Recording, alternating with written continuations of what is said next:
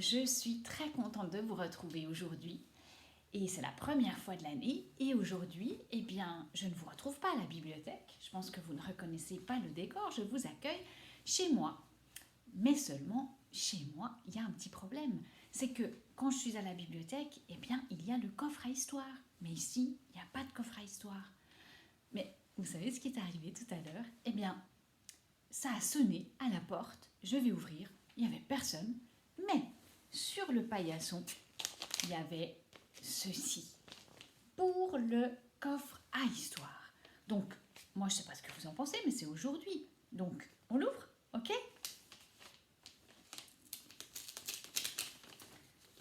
Voilà. Et là, un magnifique album qui a pour titre La jungle a un formidable talent. Et il a été écrit par Claire Friedman et illustré par Claire Powell aux éditions Kiman. La jungle a un formidable talent.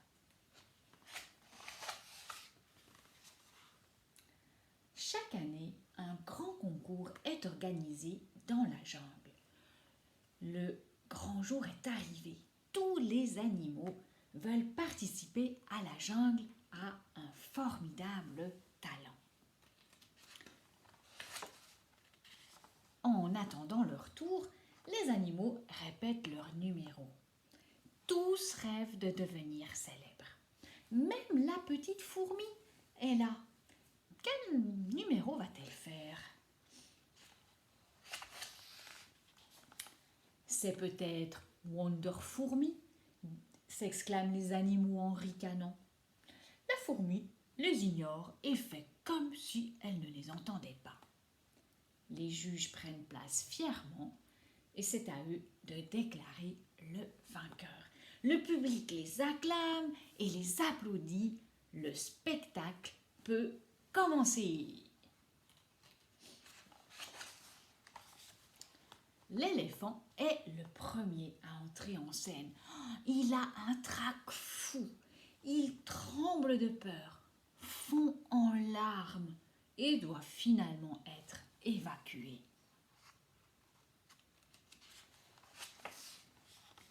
Vient ensuite le numéro d'acrobatie du lion.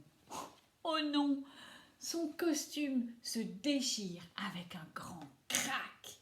Tout penaud, il sort de scène avec une drôle de démarche.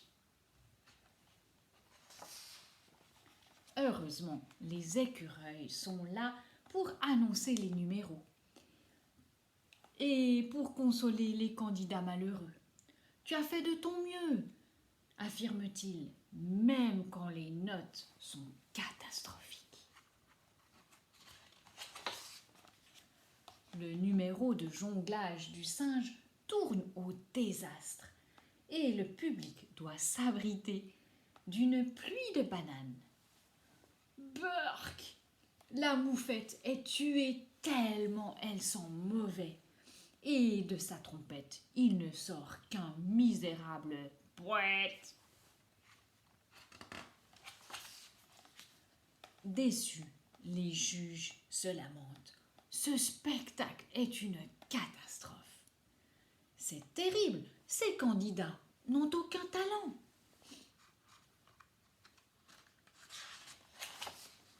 C'est alors au tour de la petite fourmi. Elle prend le micro et murmure « Je vais vous chanter une chanson. »« S'il le faut, » grommellent les juges méfiants. La fourmi s'éclaircit la gorge et ouvre la bouche.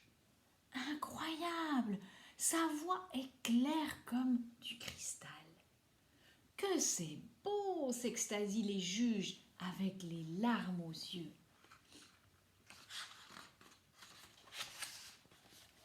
Waouh! S'exclame le public en se levant pour applaudir. Nous n'aurions pas dû juger la fourmi sur son apparence. La fourmi gagne le concours et ramène la coupe à la maison.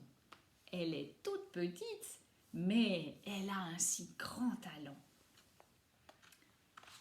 Et c'est ainsi que se termine l'histoire de la petite fourmi qui a un formidable talent.